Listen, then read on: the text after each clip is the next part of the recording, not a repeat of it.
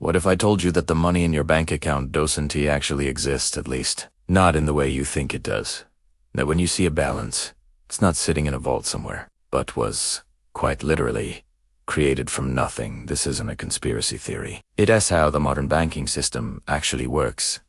And it's one of the most misunderstood mechanisms in the global economy. Today, we're uncovering the secret of how banks create money out of thin air, a system that quietly shapes the world as wealth, power, and inequality. To understand this trick, because it truly is a trick, we need to go back to the roots of money itself. Thousands of years ago, trade was simple. People exchanged goods, wheat for livestock, gold for silver, work for shelter.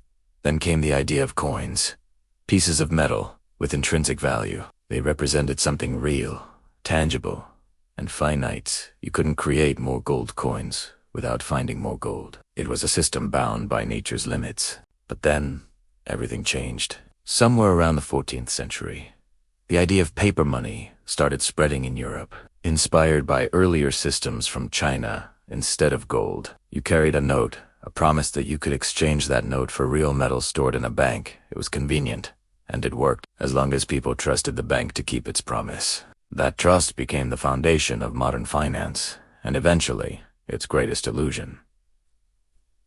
Fast forward to 1666, London. The Bank of England was established to help finance wars and trade. It became the prototype for modern central banking. But there was a problem.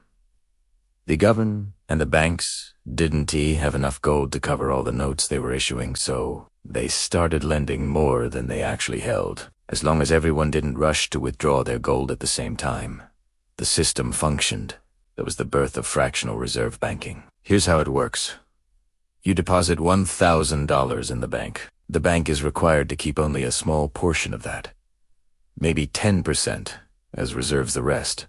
$900 can be lent out to someone else. But when that person borrows $900 and spends it, the seller deposits that money back into the banking system suddenly. That $900 becomes another deposit, which the bank can lend out. Again, 90% of it.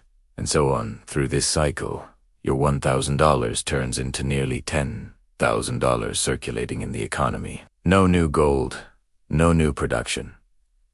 Just more digital entries on a ledger. That's how banks literally create money out of thin air. Now, pause for a second and think about that. Every loan, every mortgage, every credit card balance, it's all newly created money. The majority of the money supply in the world today doesn't come from central banks printing cash. It's created by commercial banks issuing loans, and every time someone pays back a loan, that money disappears from existence. It's born in debt and dies in repayment. This isn't some hidden glitch. It's by design. Central banks, like the Federal Reserve, control the system by adjusting interest rates and reserve requirements, influencing how much money private banks can create. It's a delicate balance, a game of controlled illusion that relies entirely on public confidence. Lose that confidence, and the whole thing crumbles. We've seen that happen before. Let's rewind to 1929. The Great Depression. Banks had overextended themselves, creating more money than they could back up when fear struck and depositors rushed to withdraw cash.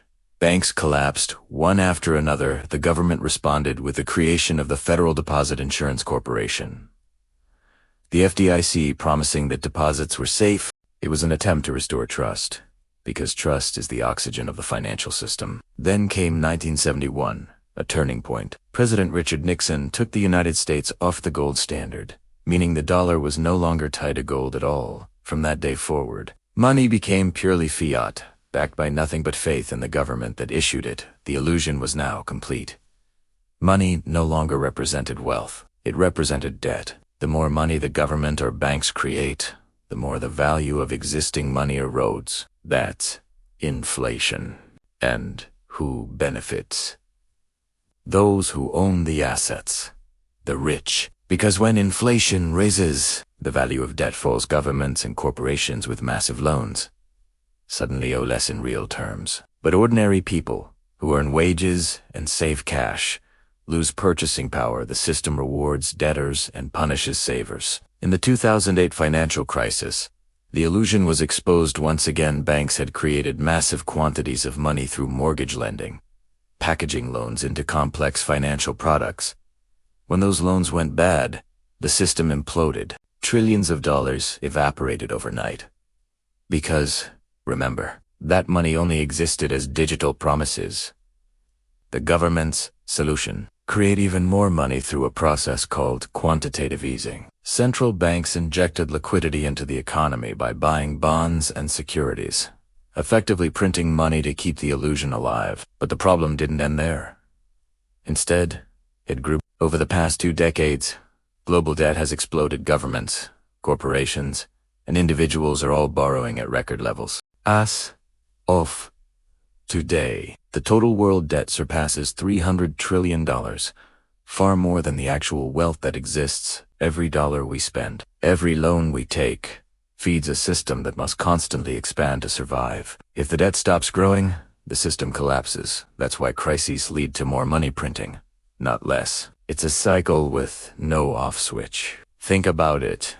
If all debts were paid off tomorrow, almost all the money in the world would disappear. The entire financial system would freeze. That's how dependent we've become on this invisible mechanism of money creation. It's not an accident. It's a feature. So where does that leave us today? In a world where the richest 1% own more than half of all global wealth, where central banks create trillions at the push of a button, and where everyday people wonder why they can't afford housing, healthcare, or education, the same process that fuels growth also fuels inequality, because those closest to the source of new money, governments, corporations, and the financial elite, get access first, while prices haven't yet risen by the time that money trickles down to ordinary workers. Inflation has already eroded its value. This is known as the Candlelight effect, and it's been shaping economies since the earliest days of banking. The first receivers of new money benefit. The last ones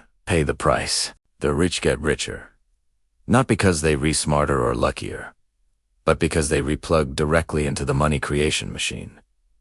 We've seen this play out again and again. In ancient Rome, emperors debased their silver coins to fund wars, gradually replacing silver with cheaper metals. Inflation soared, confidence collapsed, and the empire weakened. In Weimar Germany, the government printed money to pay reparations, leading to hyperinflation so severe that people used banknotes as wallpaper.